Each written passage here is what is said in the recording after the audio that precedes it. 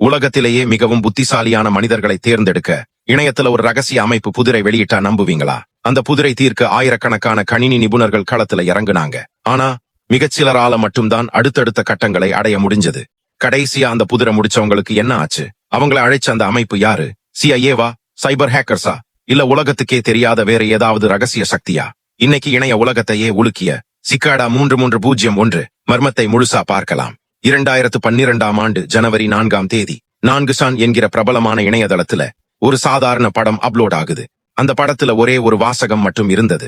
We are looking for highly intelligent individuals. அதாவது மிகவும் புத்திசாலியான மனிதர்களை நாங்கள் தேடுகிறோம். பார்க்க சாதாரணமா தெரிஞ்ச அந்த படத்துக்குள்ள ஒரு மிகப்பெரிய ரகசிய தகவல் மறைத்து வைக்கப்பட்டிருந்தது. அந்த படத்துல ஸ்டெகனோகிராபி அப்படின்ற தொழில்நுட்பத்தை பயன்படுத்தி தகவலை ஒளிச்சு வச்சிருந்தாங்க. அதை டீகோட் செஞ்சு பார்த்ததும் இன்னொரு ரகசிய இணைய முகவரி கிடைத்தது. அங்க போனா அடுத்த புதிர், அதை தீர்த்தா ஒரு QR கோட், அதை ஸ்கேன் பண்ணா அடுத்த க்ளூ. இப்படி ஒவ்வொரு கட்டமும் முந்தைய கட்டத்தை விட பல மடங்கு கடினமா இருந்தது. இங்கதான் உலகமே அதிர்ச்சி அடைஞ்சது. இந்த போட்டி இணையத்தோட மட்டும் நிறுத்தலை.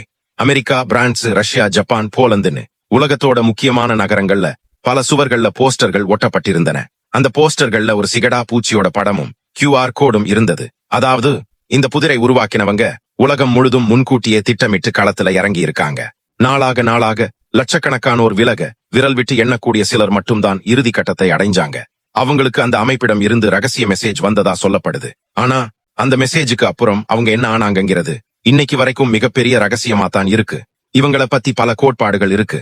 முதலாவது, இது ஏதோ ஒரு நாட்டின் இன்டெலிஜென்ஸ் ஏஜென்சி ஆட்களை சேர்ப்பதற்காக நடத்திய ரகசிய தேர்வு. இரண்டாவது, இது ஒரு சர்வதேச சைபர் செக்யூரிட்டி குழு. மூன்றாவது, மக்களின் டிஜிட்டல் சுதந்திரத்துக்காக போராடும் ஒரு ரகசிய ஹேக்கர் அமைப்பு. இதுல லிபர் பிரிமஸ் அப்படின்ற 58 பக்கங்கள் கொண்ட ஒரு ரகசிய புத்தகத்தையும் இவங்க வெளியிட்டாங்க. அதை இன்னைக்கு வரைக்கும் உலகத்துல யாராலையும் டிகோட் பண்ண முடியல.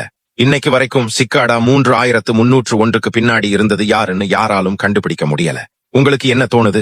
சிக்காடா 3301 உண்மையில் ஒரு ரகசிய அரசு அமைப்பா அல்லது ஹேக்கர்களின் குழுவா? மறக்காம கமெண்ட்ல சொல்லுங்க. இது போன்ற உலக மர்மங்களை தெரிஞ்சுக்க நம்ம ஃபேக்ட் நோவா சேனலை சப்ஸ்கிரைப் பண்ணிக்கோங்க.